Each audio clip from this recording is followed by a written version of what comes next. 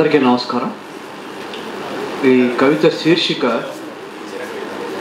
పుట్టని బిడ్డ అంతర్ముఖం. ఈ దేశ స్వాతంత్రమే ఇంకా పుట్టని బిడ్డ అనేది నా ఉద్దేశం. శీర్షిక పుట్టని బిడ్డ అంతర్ముఖం. రోడ్డు రోలర్ల మందకొడిగా సాగుతున్న జీవితం మీద సర్కారు వారు మంజూరు చేసిన ఏవో దివ్య నిర్మాణాలకు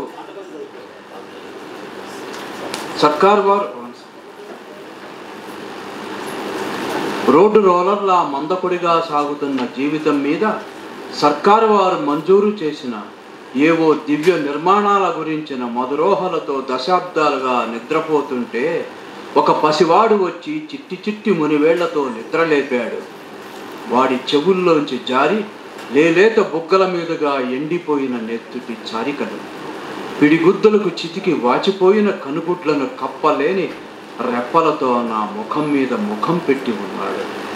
పగిలిన తలని కమిలిన చర్మాన్ని చూపిస్తూ మట్టికి లేని వివక్ష కొండకి ఎందుకుంటుంది? నీరు చూపని వ్యత్యాసం మనుషుల దాహాల్లో ఎందుకుంటుంది? భూమి చూపని హెచ్చుతగ్గులు ఊరువాడలకు ఎందుకుంటాయి? చెట్ల గాలి చూపని తేడాలు ఫలాలకెందుకుంటాయి? ప్రకృతి చూపని పక్షపాతం రాజ్యం ఎందుకు చూపిస్తుంది? గుక్కెడు నీళ్లతో దాహం తీర్చుకున్నందుకు నా సవర్ణ గురువు నన్ను శిక్షించాడు. నేను చచ్చిపోతున్నాను. ఇదిగో నేత్రదానం చేస్తున్నాను. నా కళ్ళు పెట్టుకుని తిరుగు. నా చూపులతో చూడు. ప్రాచీనత్వపు హీనత్వం ఏంటో అర్థమవుతుంది. నీ 75 ఏళ్ల వార్ధక్యానికి ఇంకా బాలారిష్టాలే. నన్నెలాగూ బతికించుకోలేకపోయారు, కానీ నాదో చివరి కోరికుంది. దేశంలో ఉన్న ప్రతి ఇంటిలో నాకు సమాధి తవ్వండి. కండ్రెప్పలు కూడా కప్పలేని కన్నుమూత నాది. ఇలా మరణించేవాడి చిట్ట చివరి సమాధి నాదే కావాలి అంటూ తపతపా కొట్టుకుంటూ నా గుండెల మీద ప్రాణం ఇచ్చాడు. 2. గతంలో ఓసారి వీధిలోకి వచ్చాను. అలంకరించిన సింహాసాలు, ఉరుకులెత్తే రథాల నుండి దూసుకొచ్చిన కత్తులు ఎదురైన ముఖాల్ని దుస్తుల్ని చూసి కుత్తుకలకు వస్తున్నాయి. తెగిపోయిన చెప్పులు, తెగిపడ్డ అవయవాలతో బజార్లన్నీ హడావిడిగా ఉన్నాయి. జింకల వనం మీద సింహాల గుంపు విరుచుకుపడ్డట్టు నగరం మొత్తం రక్తసిక్తం. ఈ సింహాల నోర్లు చూశారా? ఎంత ప్రశాంతంగా దైవస్మరణ చేస్తున్నాయో అని ఎవరో బొంకుతుంటారు. కత్తులు చీల్చిన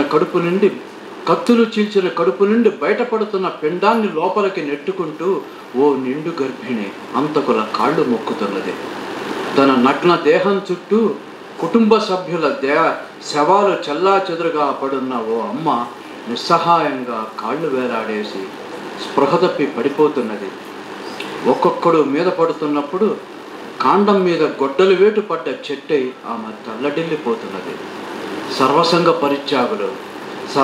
పరిత్యాగులు బ్యాలెట్ పెట్టెల్ని ఊరేగిస్తున్నారు.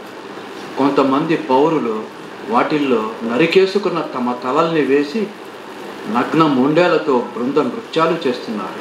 నెత్తురు పారనిదే అభివృద్ధి ఎలా సాధ్యం అంటూ సూటు బూట్ కార్పొరేట్స్ 21వ అంతస్తు నుండి లౌడ్ స్పీకర్లలో అరుస్తున్నారు.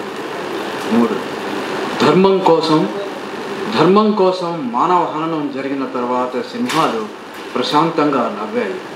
కానీ వాటి పంజాలకు చిక్కని రక్తం తళతళ మెరుస్తూనే కనబడుతున్నది. ఎప్పుడో రాత్రిపూట ముసుగులేసుకొని వేటాడుతున్నట్లున్నాయి. మరి జంతువులకు మతం ఉందని సింహాసనాలు మృదువుగా మాట్లాడాయి. అన్యాయాల్ని, దుర్మార్గాల్ని ఎలుగెత్తి అరిచి ధర్మానికి, సత్యానికి పొసగదన్న కంఠాలలోకి జైలుబూచలు దిగుతున్నాయి. అన్యాయాన్ని, దుర్మార్గాల్ని ఎలుగెత్తి అరిచి ధర్మానికి, సత్యానికి పొసగదన్న కంఠాలలోకి జైలుబూచలు దిగుతున్నాయి. నాకు 75 ఏళ్ళు వచ్చాయన్న సంబరంతో జైళ్ల నుండి నెత్తుటి నాలికల హైనాలు విడుదలయ్యాయి. వాటి కాళ్ళు కడిగి ధర్మం నెత్తిన నీళ్లు జల్లుకుంటున్నది. వీధులు భయపడుతున్నాయి. శ్మశానాలు ముస్తాబవుతున్నాయి. భయానికి భద్రతకి, జీవితంకి జీవోత్సవంకి, భయానికి భద్రతకి, జీవితంకి జీవోత్సవంకి అభేదం ఏర్పడటంతో చావుకి బతుక్కి తేడా లేదని పౌరులందరూ రహస్యంగా సందేశాలు పంపుకుంటున్నారు. 4. నేనింకా పుట్టనే లేదని వర్తమానం నిర్ధారించింది. Thank you.